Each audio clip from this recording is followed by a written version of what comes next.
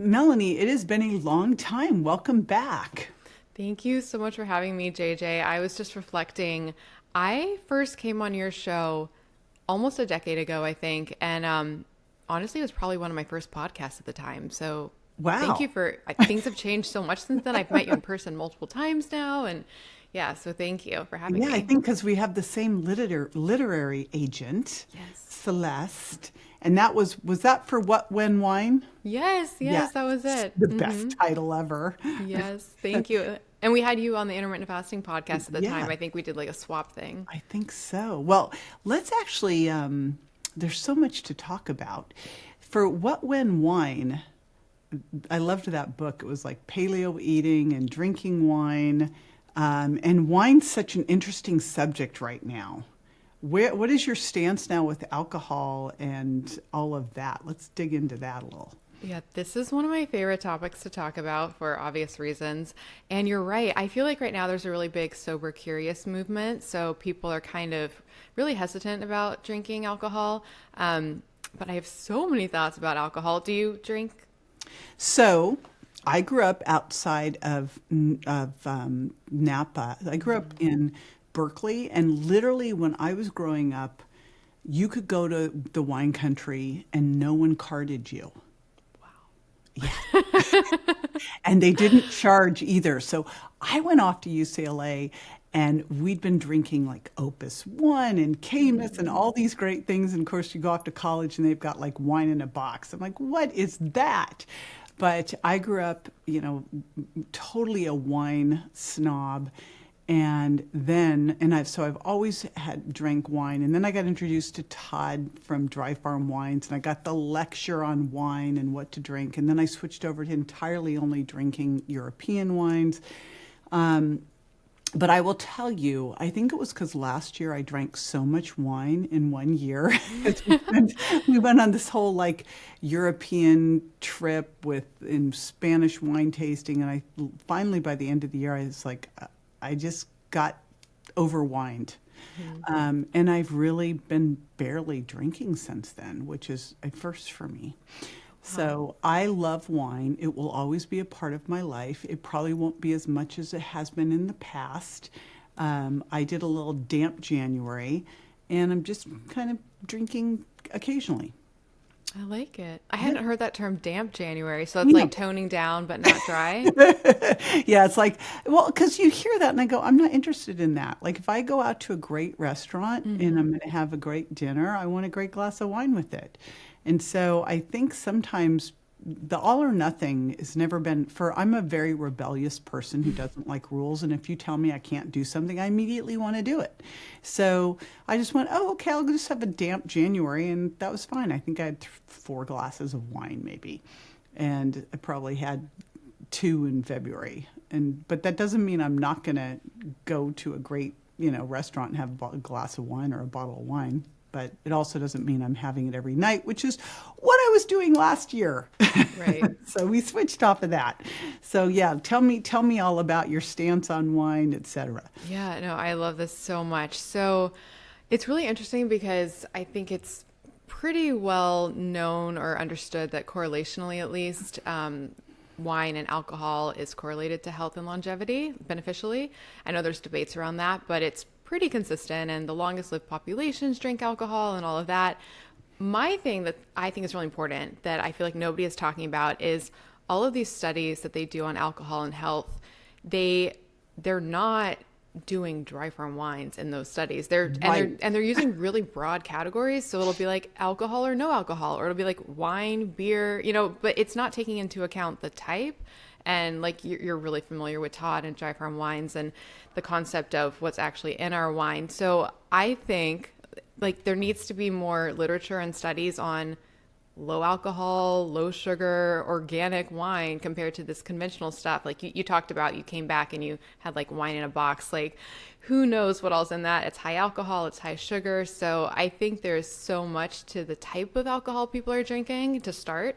And I know for me, if I were to drink conventional wine or alcohol, it would just like wreck me. But Right. I have like a glass of dry farm wines every night. When I go to restaurants, I have my whole it's really intense, but my whole protocol to find like the wine, like I'm pretty good. I can usually find wines that will work for me if I go through my whole checklist and Well, what's your criteria. checklist? Yeah, yeah. Okay. So I love doing this.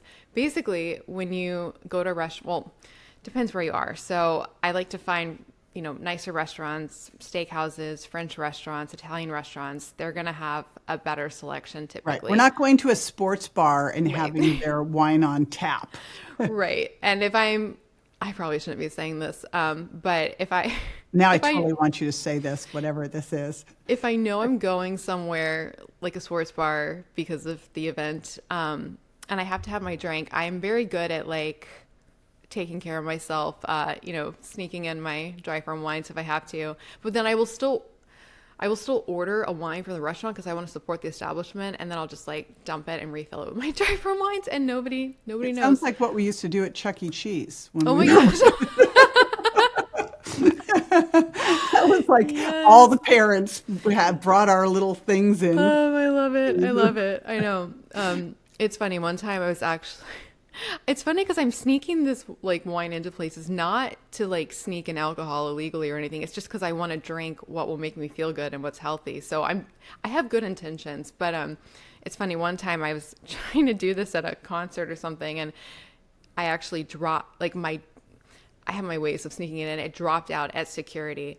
It fell on the floor, like in like a juice container. And the security guy was like, "What is that?" And I also am like really big on honesty and not lying. So I literally just told him, I was like, "I'm so sorry." I was like, "I can only drink organic wine. Like I react to wine in there." And he was like, "Just don't tell anybody. You can bring it in." I was like, "Okay." So, Like high maintenance check. yeah. But in But any what's case, on the checklist? the checklist. So, like I said, finding a restaurant that is going to have like European, Italian wines and a decent wine list is a good place to start. And then going from there, I think a lot of people think that the wine will have to say organic on the menu. That's not the case, and that's what I really learned ordering dry farm wines is that there's a lot of wineries, especially in Europe, that practice organic practices, but it's not gonna be labeled that on the bottle or in the name. So I look at the wines, I center in on the European ones, preferably France or Italian, and then I just go to Google, I put in the name of the winery, and I write the word organic after in Google, and it'll usually come up pretty quickly if that winery practices organic practices. So that's step one. Have you used the Vivino app? I do. I love Vivino. Yes. Oh, I man. I wish it had a feature for like organic. I actually want to make this app. Like I think there should be a Vivino app that is kind of like dry farm wines where it talks about if it's organic or not. Yeah. Because you can read about the winery. But yeah, that would be fantastic is to have it's kind of like the seed oil app, but for Exactly. wine. I know. Maybe we should think about There you go. doing this. Problem solved. I know. Actually it would do so well. It would just take off. I need to do this. But so in any case, You are yeah. just sitting around doing nothing. I know. So figuring out if the winery is organic or not. And then from there, that usually narrows it down to a couple. So then I have a couple. Then I go on Vivino, I read the tasting notes, I see how far they have it on the dry side, and I see if people are saying that it's a drier wine. And then from there, I get really intense. I usually ask the bartender or the server to tell me the ABV, the alcohol percentage on the wine. And I try to find one. It's hard at restaurants, but I try to Yeah. find one, not quite dry farm wine standards, but 13% or less at restaurants. And then if I still have options from there, I'll taste them and I'll see which one tastes like the lightest. And but for variety, like varietals wise, I find that like Cab Francs from France, Guimays, Pinot Noirs, those tend to be lower alcohol, and potentially better ones to go for, and then Italian wines as well. But like cabs and things like that can be a little heavy on the alcohol. So yeah. Which is what I grew up drinking. Yes, probably. Yeah, California cabs. California cabs and Yeah. Todd White totally saved me on that. But you bring up an interesting point, and it's very it's very difficult to pull apart the alcohol from everything else that goes along with the alcohol. And so you're like, well, is it the alcohol or was it what you were eating, or was it the other habits that you have? The one thing that I do notice, and I don't notice it with having a glass of dry farm wines, but you get into a big Cabernet or something like that, and your sleep's just destroyed. It's just destroyed. So, and this will hit you more as you get older, sadly. I It bet. is it's the sleep piece of the things. But I will say that a glass of lower alcohol dry farm wine doesn't seem to do it. So that's the exciting piece. Yeah. I also things I add on to make it more dry farm wines esque. I have you used the those wine wands, like the pure wine? I use those. They're supposed to remove sulfites and histamine. I recently found Z-Biotics. I'm obsessed. I don't know if you know Oh, them. so does that work?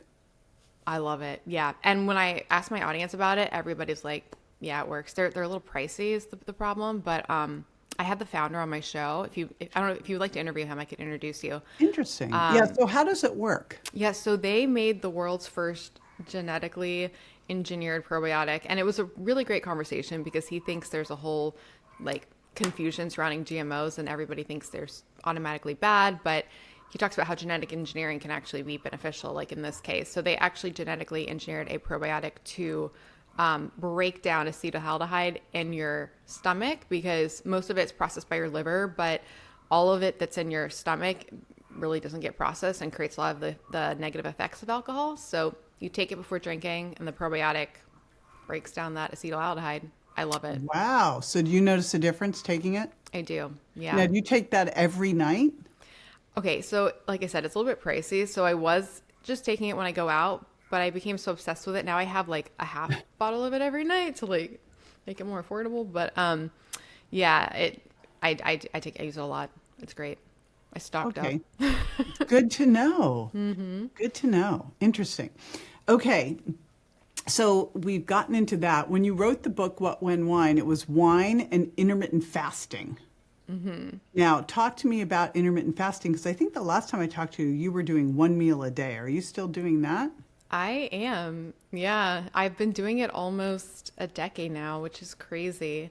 I do one meal a day in the evening. It's like a massive feast every night and I love it. Even when I travel, like when I've met you at conferences, I still do it there. How do you manage to get in enough protein eating one meal a day? It's so funny. Our mutual friend Cynthia, she calls me the unicorn because I do think a lot of people, especially women, would struggle to get enough protein in one eating window. I am a protein just obsessive lover. So the majority of my meal is protein and I do eat for about 4 hours and I just eat like pounds of meat and fish. I just love it. Like how much I could easily I eat about 200 grams of protein a day. Like I love protein. I'd eat it over and I've always been that way. The two things I like the most are drinking like loads of fluids and protein. But how much are you getting in a day? Like how much you get in that meal? It's almost embarrassing. I mean, I have pounds, probably like maybe like a pound and a half of I love scallops, so I'll have like a pound and a half of like scallops and then I'll usually have like half a pound or so of fish or meat to go with that. I don't really like count, but it's probably like 300 grams of protein a day. It's a lot.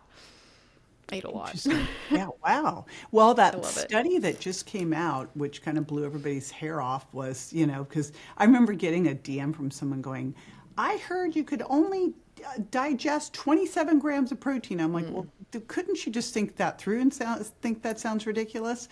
But, then that study came out that showed that 100 grams of protein, now we don't know the upper limit because all it did was extend muscle protein synthesis. So, seems to be working fine. And are you checking your monitoring your skeletal muscle mass? Yeah. So, well, first of all, I'm to sure talk you about are. to talk about that study really quickly, because we talked about it with Vanessa Spina on the intermittent fasting podcast. That was so interesting. Basically, I think is that the one where basically they said that basically they weren't really measuring after a certain amount of time what happened after that. So everybody was assuming that it stopped, but it's because they didn't Right. keep measuring. So Right. I mean, it's just like the big question on the leucine threshold is, from what I've heard, it's not sensitive enough to understand if maybe less leucine, like we couldn't really test for muscle protein synthesis. So we think that it requires 2.5 or 3 grams of leucine to get it started, but does it because we can't tell. So, a lot of this stuff you're like, Yeah. how much do we really know? So yeah, that one, we don't really know what the upper limit is. And it doesn't really make sense that there would really be an upper limit. Maybe it just would take a whole day for you to, and that's probably what it is with you. You've got a whole day of digesting and assimilating this. You're like a Yeah. snake. Exactly. Oh my gosh. Yeah. Um, so with the muscle mass, I don't do, I should more frequent. Do you do like DEXA scans and stuff frequently or? Yes, so I do DEXA usually every 6 months. And then I have a bioimpedance very similar to the InBody. I have a Tanita, the professional one at home. Oh, wow. But I'm pretty stable. I would be doing a DEXA once a year, except my husband had a total hip replacement, and then it really blew him up. And so we went back in because I wanted him to be able to monitor his skeletal muscle mass again, because it's way better the DEXA saying it to him than me saying it to him, right? So that way I'm not, the meanie over here going, hey, you're losing muscle. The DEXA told him. But I think, if you're fairly stable once a year and then just doing your bioimpedance at home is a good thing. So You're inspiring me. I need to, because I don't think I haven't had a DEXA in a while. So well, you're how old? You're a little 34. Yes. So, I mean, this is that really important time because we start to lose muscle around age 30. So you just want to make sure that I think we should be packing on as much muscle as possible. I agree so much. It's funny, whenever I interview, because I'm haunted by this protein longevity question. So whenever I have anybody on my show who's even remotely knowledgeable on this, and especially if they're in the other camp, like a lot of the vegan people, like the Dr. low-protein Gregor, one? do what? Yeah. So what? Dr. Gregor, Dr. Walter Longo, Dr. Neil Bernard. I'm like, protein, because I like hearing the opposite, the opposite opinion, which is a very opposite opinion. I'm haunted by this question. I think, but I think one of the most important things we can do is be critically open-minded and hear all sides of the story. Here's my take, and I'd love to hear your take on it, because I think, so for the listeners, there are two sides to the longevity story. There are the people that think that you need to keep mTOR low and eat low protein so that you don't trigger mTOR. And then there's the people that want to eat higher protein to trigger mTOR, to trigger muscle protein synthesis. My take on it is very similar to insulin or cortisol or any of these other things. You want them high and you want them low. And you wouldn't want to have mTOR high all the time. You wouldn't want to have it low all the time. And so that's my confusion with them, is because if you look at the most important thing with longevity is muscle mass. And if you've got mTOR low all the time, you're going to become sarcopenic, and that's not going to help you with longevity. So what are their arguments, and how does it make sense for you? Yeah, no. Well, I agree. I agree with you so much about all the things. I agree about listening to all the opinions. So it's interesting because when I had on Dr. Michael Greger recently, and he made the statement that the nutrient, vitamin, compound, whatever, if element of our element in general most correlated to longevity was low protein intake. And I was like, and based on what? What was he citing? Well, he cites a lot of stuff. He kind of says, he has his list of all of his studies, which... Did you cherry pick them? Okay, so I will say, reading his book, I will say he's a very kind person, and I think he's doing a lot of amazing things for showing the awareness of the health benefits of food. He does a lot of amazing work. I do, and his book is heavily referenced. I do, when I read his book, check the references, and sometimes it is a little bit misleading, which is frustrating. But it's interesting because I agree with you. I think with the mTOR and the IGF-1, it seems like the best of both worlds would be having it low, like you said, and then high. And so that's why I love my one meal a day situation, because I'm low during the day and then high at night. And I had Dr. Walter Longo on a few times actually, and I asked him what he thought about the approach I do. And he was like, well, we basically just don't know. He was like, that could be the case that your fasting is mitigating the negative effects. He's like, but we just don't know. So why do it? And I was like, well, I don't know. To me, it seems to make sense mechanistically from the studies, from what I experienced health-wise. Oh, this was helpful. Okay, this is helpful. I forgot about this. I recently had on Dr. Matthew Dawson, and he runs True Diagnostic, and they have a epigenetic health test that looks at your epigenetic age through 3 different tests, one done with Harvard, one with Duke, and one with another college.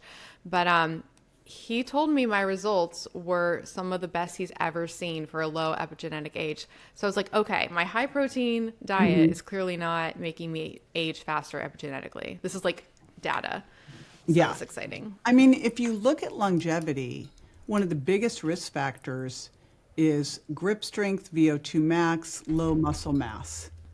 If you're eating low protein, and as we age, we have anabolic resistance, I mean, maybe you could counteract a lot of that with resistance training, but you still have to have the amino acids to make the muscle. So I don't understand, it doesn't make sense to me.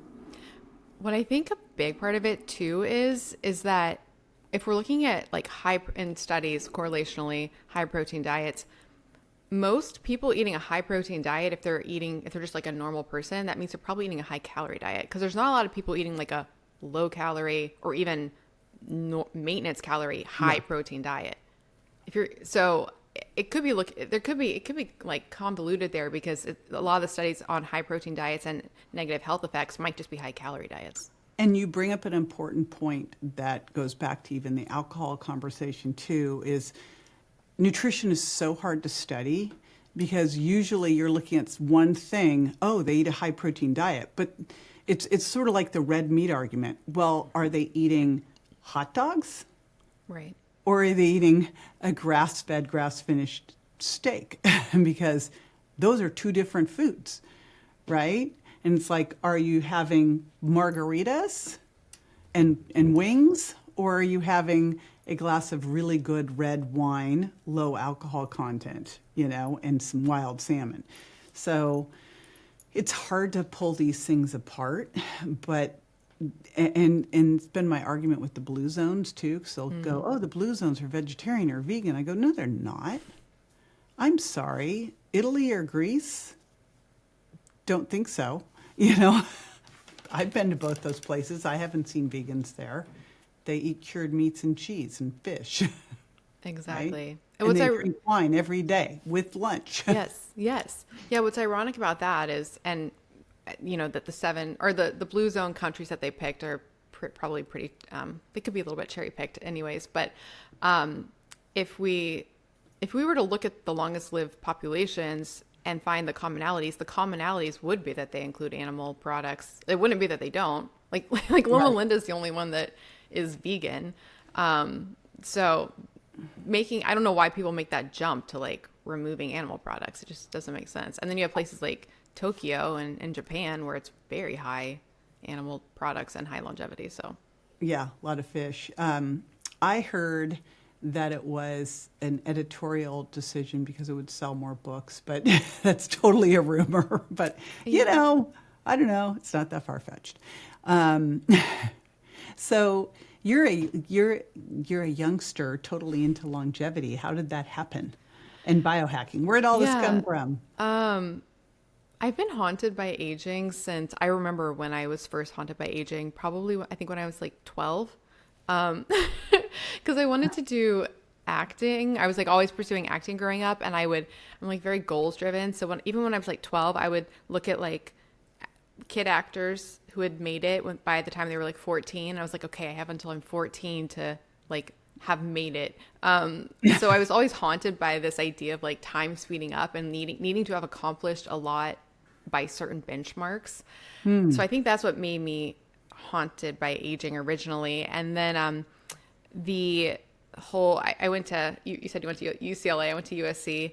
Yeah. True. Well, I actually went there for doctoral school. Okay. Nice. So we were, but I studied film and theater there. And I had some health issues when I graduated from college, and kind of just stumbled into the whole biohacking world. I found Dave Asprey's stuff, not surprisingly. And I was kind of doing like all the biohacking stuff before. I mean, I guess Dave was calling it biohacking back then, but it wasn't really like a thing as much. And And then by the time I launched my podcast and had become an influencer and had a book, I kind of realized, I was like, oh, what I'm doing is biohacking. And I would find things that would like whenever I find something that so makes my life better, I just want everybody to know about it so they can experience it. So that's why I love like the biohacking influencer type world, because I get to try all this stuff and then just like tell the people, and I want people to find what works for them. What have been some of the biggest discoveries that you've found that have made the biggest difference? Probably, so you touched on it, sleep, like just supporting sleep the best you can is so important. So like the blue light blocking glasses, those were one of the things I was doing, way before those were popular. Blue light blocking glasses, blackout curtains, a cooling mattress, monitoring with my Oura ring, like anything I can do to support sleep is so important to me. And then red light therapy, cryotherapy. Do you do like cold therapy, cryotherapy? So we have we have a big gym in our house and then a recovery room. And in the recovery room, we have a big sunlight and sauna. Then we have a small, relaxed, heat up, fast heat sauna. Then we have an H-bot. We have Juve red lights, and we have a cold plunge. Love it. Yeah. Now, the one that I just need to be more consistent on, but I just can't tell if it's doing anything. So I'd love to hear from you. Because sauna, I'm all over the sauna. I love the sauna. Plus, I'm always cold. So I love the sauna. I do not love the cold plunge, but I do it. So that's that. And I do a contrast. And then usually what I like to do is sauna, cold plunge, and then red lights. The red lights are the thing that get blown off. Mainly because I really want a red light bed that I can get in. I would use it way more often. I couldn't convince my husband that this was a really smart idea and we should spend $100,000 on this. And I found I'm like, it's on sale for $60,000. He's like, absolutely, you've lost your mind. And we don't know where to put it. But talk to me about the red lights and what you notice from them, because that's the biggest challenge. I'm like, is this doing anything? I can't tell. Yeah. So, okay. I love that you have that whole setup. That's amazing. And I love sunlight in. I literally can't imagine my life not doing a sauna session every night. It's like mind blowing to me that there was a time before this, because it just gets all the stuff out and it like helps your sleep. And yeah, so moment for sunlight in. The red light, I also love Juve. I love it. So I've been using it. It's funny. I first started using red light, experimenting with it again before, like probably like a decade ago, because I heard it was good for your thyroid and I heard it was good for your hair. And I was literally like ordering red light bulbs on Amazon and trying to make my own devices. And it was a whole self project. Wow. I don't know if that was a good idea or not, but then I found Juve and I love them. And, I actually have it on my desk right here. So it's funny. My favorite benefit is not the main benefit people use it for. I love using the red light to regulate my circadian rhythm and to counteract blue light and to create, like, I basically run it all day, like as ambient lighting, and it makes me feel good. Yeah. And so then at night, have it on. I mean, obviously you don't have it on right now because you'd look red. Right. But the rest of the day, you just have it on in front of you? Yeah. So I have it on, and I find that during the day, like when there's so much bright light anyways, it just kind of adds a nice like vibe. It makes me feel good. At night, I light my apartment with Juve. So everything's like red. It's like the red light zone. Wow. It's like I was thinking of Amsterdam and the red light district. No, it's funny. So it's funny because I'm Lock in an your apartment. door. People will be knocking on it. It's really funny because I'm in an apartment and I've been here for like years. And it wasn't until a few years of living here that I went outside when my lights were on and I saw what my apartment looked like. I was like, whoa. Red light district. People must what be is like, that girl doing? what is happening? So yeah, but oh well. Wow. So what do you notice from it? Is it more circadian rhythm type of? Is that the big... So like I said, that's kind of a unique butterfly thing for me because most people don't go to it for that. I do just how I feel and like energy wise and circadian rhythm. I really, really feel it using it that way. The other benefits. I do like skin treatments and I definitely notice an effect with that. And the studies on it are I keep pointing like you can see it. The studies on it are, pretty supportive for how it really helps our mitochondria in our cells. And when our mitochondria are functioning better, everything's, functioning better. I will say I love also the brand Kineon. They have a targeted red light LED laser device, and they're like small little modules that you can hold, and you can put like targeted treatment. That's amazing. Like if I ever have like dental work and dental pain, or if I just have like any weird pains, or I don't normally get headaches, but any sort of like tension, if I put it on that, it goes away. It's profound. Oh, and TMJ pain. I get like jaw pain ever since I had my wisdom teeth out. The red light is amazing for that. So, All right, good to know. I need to get back at it. The sauna is just so gratifying. I know. Now, you had black mold exposure at some point along the line. Was that what happened, and how did you figure it out? Yeah, so that's because basically I graduated college, I moved into an apartment, and I just started feeling not well. But I was so high on adrenaline that I was really combating all of it. I was like, I could keep on keeping on, but I just felt inside like something was very wrong. And as far as combating it and finding it out, I didn't realize that the mold was there until I moved out, which was 2 years later. And I was looking behind my bed, and there was just black mold everywhere. And I was like, oh, that's great. And then also right before we moved out, I realized that my oven had been leaking carbon monoxide every time I was using it. So that was fun. But that's when I moved for the first time to Atlanta for a little bit. And that's when I really got into just trying to aggressively find things to help myself feel better. And I didn't ever do like a specific mold protocol, but I just did a ton of detoxing and, overall holistic health things that I think really, really helped. I think doing the sauna helps a lot. The sauna, I mean, if you think about it, we are bombarded by stuff. Like, I was just out in LA to speak at this event, Luminescence, and the fires had just happened, and it was just, and I'm thinking, God, these poor people that are living here. It's just a couple days, and both Tim and I are like, and I mean, but you're always being bombarded by stuff, and we're in hotels all the time. Like we were in a hotel last weekend for a medical conference, and I'm walking down the hallway, and I go, this place smells so bad. There's no way that we're not just breathing in, and they use chemicals to cover it, I'm like, ah. So, we all need to be sauning. And those little home units, Tim, we travel with a lot of stuff, and he's like, we should start to travel with our sauna. I go, at some point we got to, like, this is ridiculous. Like, how many suitcases can we carry? But this little home unit is like $1,000. And that personal unit one. The solo? Yeah, they're That's amazing. what I love. Fast heat. I mean, they're 180 degrees in under a minute. The solo unit, it's what I use every night. And I love that your head is not in it, because you stay cooler. And I have mine set up so I have like an arm that holds my iPhone above my head. So then I just like do work in the sauna. It's my favorite thing every night. I love it. It's my husband wears, so we have the fast heat and the other one. I get up and get in the other one. He gets in the fast heat. I don't want to go in the fast heat after him because he sweats too much. But because he puts a thing around his neck and he puts a thing on his head. Oh, wow. And I'm like, honey, I got blowouts. It's not happening here. Well, I know, right? I know. I'm in the other one with my computer, which is probably not the smartest thing, but it is what it is. So let's talk EMFs. Because you just mentioned you're making an EMF blocking headset, which is amazing because that's one I haven't figured out how to solve. But let's talk first about EMFs and the issues with them. Yeah, no, I obviously love this topic.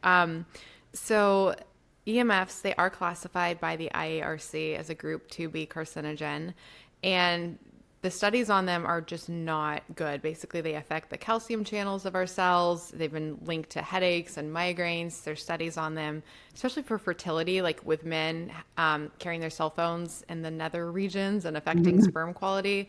And we're just bombarded by them today in a way we weren't, in the past, from our phones, our computers, our people wear the AirPods in their ears. I shudder every time I think about that. And the thing I find most convincing for me and other people is if you have an iPhone and you go into there's a legal section in the phone. So you go to like legal, and then there's like an RF exposure button. This is in your iPhone, and you click on RF exposure. It talks about the RF exposure, the EMFs from your phone, and it says they've been tested for safety, blah, blah, blah, blah, blah. And then it literally says, it recommends that you use it on speakerphone. So like to reduce exposure. So if iPhone is putting in their phone that to reduce RF exposure, you should use speakerphone, I just feel like, I don't know. I feel like that's pretty telling. Like they didn't have to put that in there, and they did. How did you find that out? So my partner I'm launching an EMF blocking product line, and his name is R Blank, and he has a company called Shield Your Body. And I'm pretty sure he's the one who told me. He's brilliant, and what I love about him is he's very much about just the science of the problems with EMF. I'm not saying the other things don't work, like the stones and like the different, energy devices, but he's very much just about like the science and literally just blocking these waves, because you can block them. The way they work, they don't like go through if you have things that block the waves. So he's the one who told me. And it's, when people hear that, they're like, oh, okay. Because I think a lot of people think it sounds really woo-woo that it's a problem, but so I find that convincing. And by the time this show comes out, I should have launched the line. Fingers crossed. Very exciting. So what all will you have? So we're just launching with, there's a lot I want to make, but we're launching with EMF free air tubes. So it's what I'm wearing right now. So basically, well, for starters, people can really drastically affect their EMF exposure with their iPhone by not wearing Bluetooth AirPods, like step one, like don't use those. And then never putting the phone to their head. I have such muscle memory about that. Like if I ever have to put the phone to my head, my body, it's hard for me to do it because I'm so used to not doing it. But, and then using wired ones is way better, wired headphones. But even wired ones, they're digital, so they can transmit the EMFs from the phone to your head still. So what we're making is, they're digital from the phone up until if people can see the video or not. It's like there's a little bead that's like I don't know, 6 or 7 inches below your mouth, and after that point, it switches to all analog. So it's no digital. It's just transmitting the sound via air, like in the old school days. But it sounds good still. So we're launching these in black and rose gold because I have found that the EMF blocking world is a little bit masculine, so I'm trying to change that. Most of this stuff is much more masculine. Do what? Most of this stuff is much more masculine. I know when Dave first came out with his glasses, I'm like, okay, and those are ugly. Yeah. I know. What do we do? Not wearing those. We need to girlify some things a little bit. Yes. Nice. Okay. So you also have, how many podcasts do you do? 3. 3. Wow. And one's intermittent fasting, right? So the intermittent fasting podcast, the Melanie Avalon biohacking podcast, that's where I interview guests, and that's the one you're coming on, I think in a month or so. So that's exciting. And I recently-ish launched the Mind Blown podcast just for fun. It's a non-health related. We just talk about mind-blowing topics. So like what? Like the first 2 episodes was about the Mandela effect. I don't know if you're What is that? familiar with.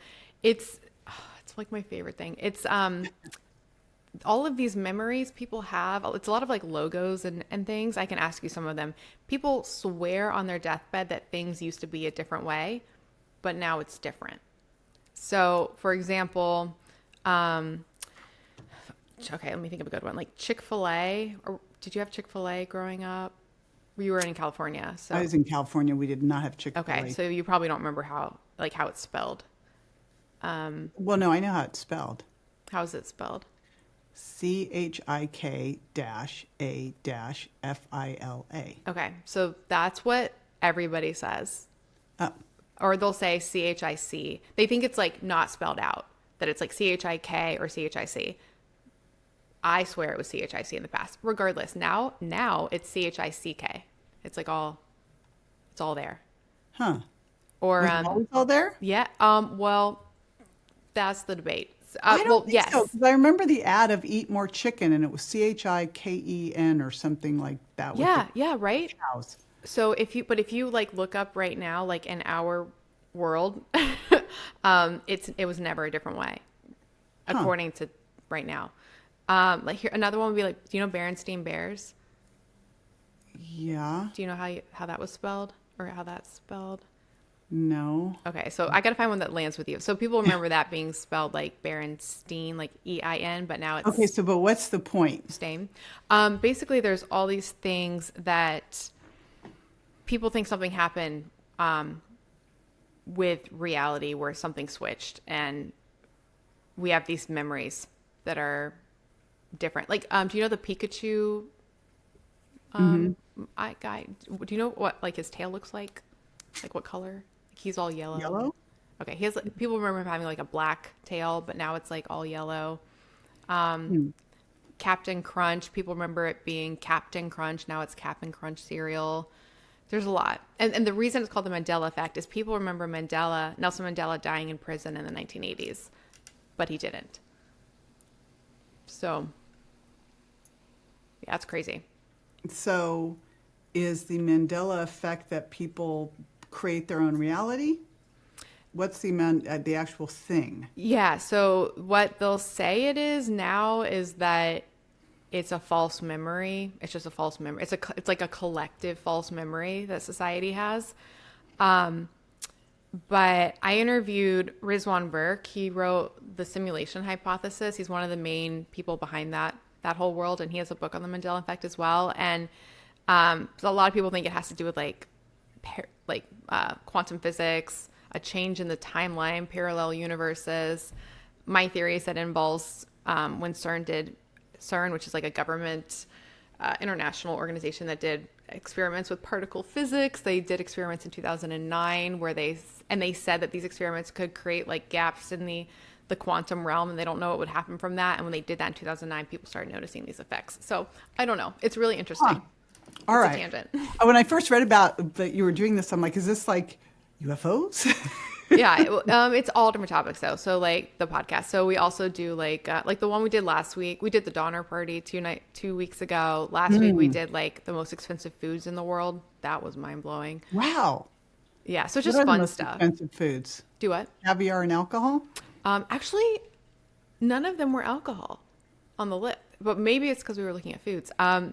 Okay, some of them were mind blowing. There's like a $25,000 taco at some restaurant. What about that? I know that when I was in Istanbul, that Nurse et restaurant that has the 24 karat gold cheeseburger. I think we might have done that one. Yeah, a lot of the stuff was like had gold on it. One of the most expensive coffee bean is ridiculous. Do you know about it? Oh, is it the one in, I've had it. We You've actually had have it it? here at the house. Oh my gosh. It is, so when we were in Bali, I was like insisted on going to this place. It's where the little animals poop out the Mm-hmm. coffee beans. Yes. And you don't touch them because they can eat your hands. Oh my The gosh. little animals that look really cute. I'm trying to remember. They look like a lemur.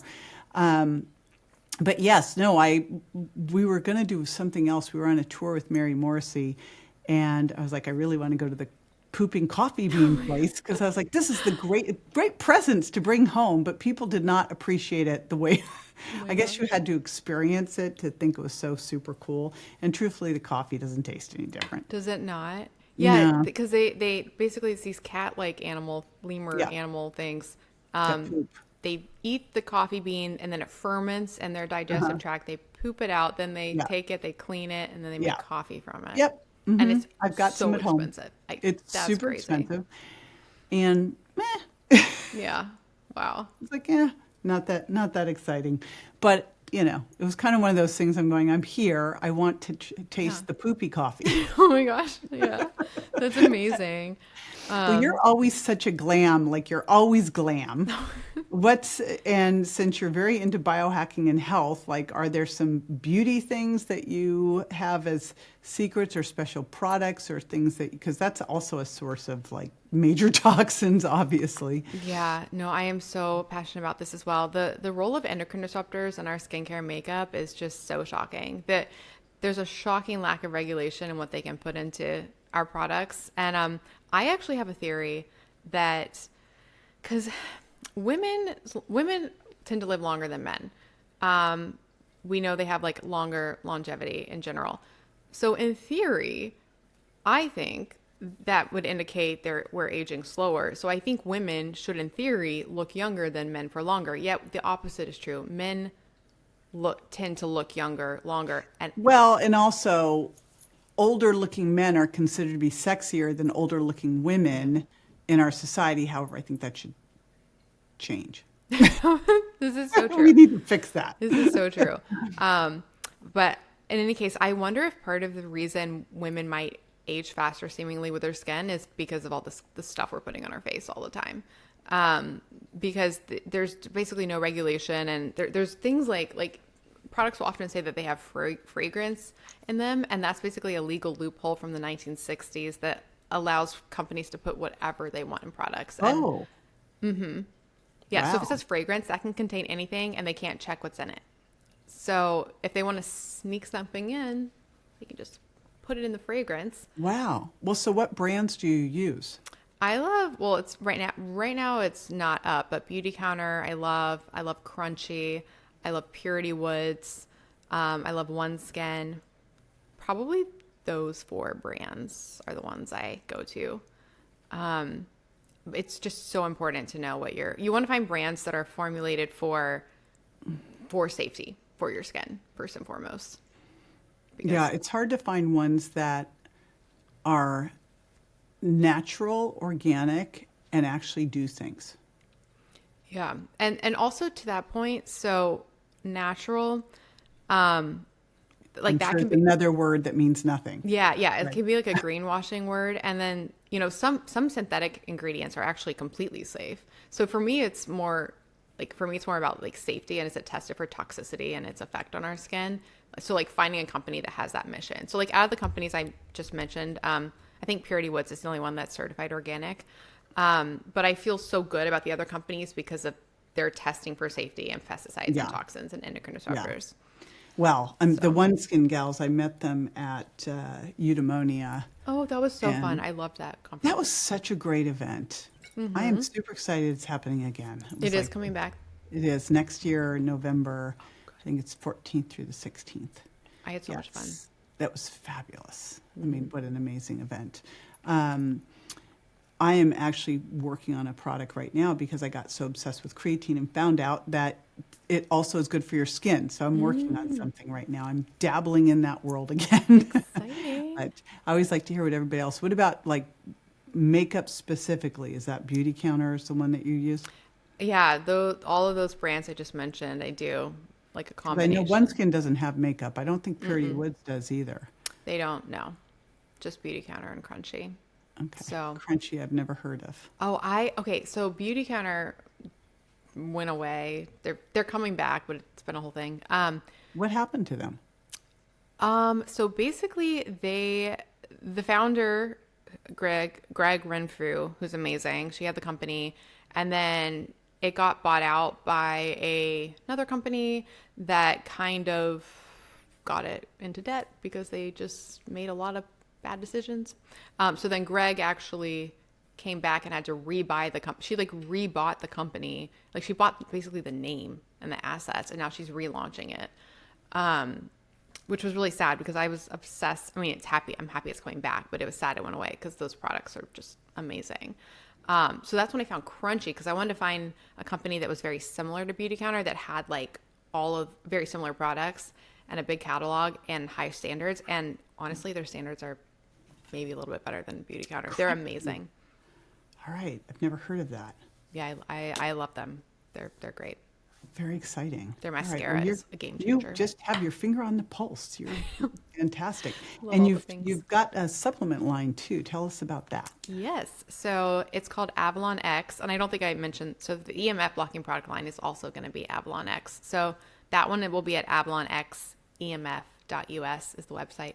But my Avalon X supplement line I created because I am a sensitive butterfly and I am neurotic about what I put in my body. And I couldn't find, especially for some of my favorite products, I couldn't find versions that I felt good about. So I was like, I'm just going to make my own version. So we started with serapeptase. Have you used serapeptase by chance? But Yeah. tell everybody about serapeptide Yes. and So especially now with all the residual clotting situations going on. yes. So serapeptase, it's a proteolytic enzyme, meaning it breaks down proteins. Originally, it's found in the Japanese silkworm, but we make it now in a lab, so it's vegan. But its purpose, I love this, is to break down the silkworm's cocoon without actually injuring the silkworm. So what that means is it selectively breaks down dead tissue rather than living tissue. So when we take it in the fasted state, it goes into our bloodstream and then it goes all throughout our body and it breaks down all of these problematic, dead dysfunctional proteins. And so many issues with health in general are from this buildup of, dysfunctional proteins and our body reacting to them. So if it'll help so many things. I took it originally for allergies. It'll clear your sinuses, clear your brain fog. It's been shown in studies to break down amyloid plaque, to reduce cholesterol, support wound healing, reduce inflammation, and then like blood clotting and stuff. It would really help for that. It's amazing. I'm obsessed with it, and I couldn't find a version that didn't have problematic ingredients in it, so I just made my own. Nice. That's usually why we have to do things. It's like, doesn't exist. The entrepreneur solves the problem. Always. Yeah, that one, I know anytime like surgeries and stuff, but especially when all the vaccine stuff was coming out, it was like a great one to have alongside it. Yep. So. Yeah, they were doing studies on it, especially during COVID and stuff, and on nattokinase as well. Yes. So I absolutely love it. It's amazing. Yeah, I will put, because I know you have a whole line. So in the show notes, I know you're giving us a code for people to get a discount too. The code will be JJ, easy peasy. And we'll put all of this in the show notes along with the EMF. As soon as those are available, like I definitely want to know. I'm sending you some. Yes. Definitely need some. I'll send you some Sheatine. Oh, We'll do a perfect. trade. I know. Send me the address. We should have like a goodies Christmas party and like. We should. Oh man, like a biohacking white elephant thing. I love white elephant parties. That's one of my, I love throwing events and parties, but when we do our mastermind retreats, everybody who does, we have these things called mic drops where people share what's working best. And everyone gets to pick as their prize white elephants, and we have this whole exchange that gets very, very fun as people steal everybody else's stuff. So love the white elephant. The problem with that one is no one would want to, all the white elephant gifts would be amazing. Oh, I know. Right. I'm having flashback. I'm like you. I was always like the party thrower and everything, and I'd always do a white elephant party. And one time my friend brought a fish, like a live fish. Oh, like a fish.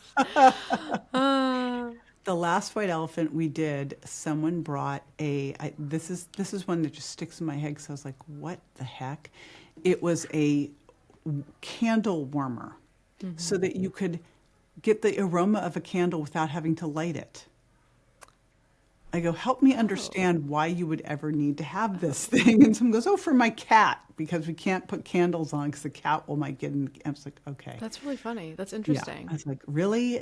I'm like, talk about the gift you would never need. I know. The candle warmer. Oh my gosh. So specific. Yeah, cannot make it up. All right. Well, I will make sure that we put all of the stuff. The show notes are going to be at, wait for it. I'm looking for where I'm supposed to put this. jjvirgin.com/Avalon, easy enough. And we'll put links to all your podcasts, our last podcast episode, the episode with Todd where we talk all about dry farm wine so everybody gets that piece, and the links to your two different companies and the codes so that everyone can get themselves some goodies. And what a wealth of knowledge. Oh, thank you, JJ. As are you. I love that, like, everything. I don't know. I could talk to you for about so many things for so long. We should actually seriously consider making that wine app. Like the No kidding. I'm not kidding. I'm kind of amazed because they have the seed oils app, and I'm like, why? I think people don't realize yet, again, just like you said, and it's important to distinguish that they look at lumping everything into the same category. It's always my frustration with meat. And, it's the same with alcohol. It's like, I'm sorry, there is a big difference between, like, someone drinking a pina colada or someone drinking a box wine or someone drinking a low sugar, organic glass of wine. There's a big difference. You cannot lump them all together. It is. It's so different. And I'm knee deep right now. I'm developing a dating app that will take into account people's dietary choices and also like drink choices and stuff. So point being is people stay tuned for that. And I'm like deep in the app. So if you want to make a wine app together, That's I'm an like, interesting one. It's so funny. I still think about back in my days because I met my husband on Match. But it was always so funny because they would ask you, the guys would rate, and I have a theory on dating apps that a guy would rate himself athletic and toned. And I'm like, if you're athletic and toned, I'm freaking Miss Olympia. Like, you're not athletic and toned, dude. But I think that men, and then there was one app I was on, it was Millionaire Match, where they could say they're hot, they're good looking, they're hot, they're very good looking, they're good looking. No guy ever said he was like average. They're all hot or very good looking. And I think most women would go, oh yeah, I'm good looking or I'm average. Women will downplay themselves and men will be like, yeah, I'm, this athletic hot. Well, we'll see. I might be talking completely out of turn, but it'd be interesting to see. I love that. That's true. I hadn't thought about that before. Yeah, but I had many dates with men that claimed they were athletic and toned. That, and I think people will fudge on the height thing as well. Yes, the fudge on the height. And it was always amazing. Like, you're fudging on these things. You don't think that we'd notice? Yeah, it's not in your favor to do that. I'm pretty tall. I'm pretty sure I can tell if you're fudging on your height and you walk in and you're really 5'9". I'm pretty sure I know. Yep. I literally put in my dating app, I am 6 feet tall and I like to wear high shoes. And no, I don't want to go out on a date with you if you're 5'5". We can be pals, but I'm not like, no, I don't want to. I want to wear high shoes and I want to look up to you. How tall is your husband? He is 6'2" and a half. Nice. Now, he said he was 6'3". I'm like, you're not 6'3". Yep. But I think at one point maybe he was, and he is sticking with it. Yeah. Like, so okay, funny. honey. But yeah, he's definitely a keeper. I'm a big fan of dating apps. Oh, I'll have to talk more about it when we're launching it. A whole nother subject that's completely, but it is related to health because relationships are a very important part of health. Yeah, and like I said, there's no dating app right now that lets people filter by their dietary, like all the dietary choices. Here's the thing: it's not just dietary habits, because like Tim and I eat the same. Like, thank God. But also sleeping habits, exercise habits, like all that stuff. If you were with someone, it would be really hard for me if I wouldn't be with someone who didn't have the same healthy lifestyle stuff. It would be weird. It's so true. Wouldn't Even be a fit. circadian rhythm, because like I'm a night person. I don't think I would do well with Oh, morning. I'm a morning person. Oh, see, we could not date. We can't date. I'm sorry, Sorry. hon. But Can't I'm have taking. it. I know. And I think that you bat for the other team too. So, yeah, but all that stuff does matter. Yeah. Yeah. Right. We both wake up around the same time each morning, and so do our doggies. That's so funny. So, Yeah. I there gotta you have go. my night owl, man. Yeah. So, Well, put that in there. I mean, these are the things that are super important for compatibility. So there you go. All right. And then let me know when you're ready for the wine app. I know. No, I'm serious. Like I'm yesterday. All right. And if you're listening, you just let us know if you want the wine app. And Yeah. we'll get on it. All right. Well, Awesome. thank you so much, Melanie. I look forward to coming back and connecting with you on your show too. Likewise. And I'll put everything in the show notes at jjvirgin.com/Avalon. Awesome. Thank you, JJ. This is awesome.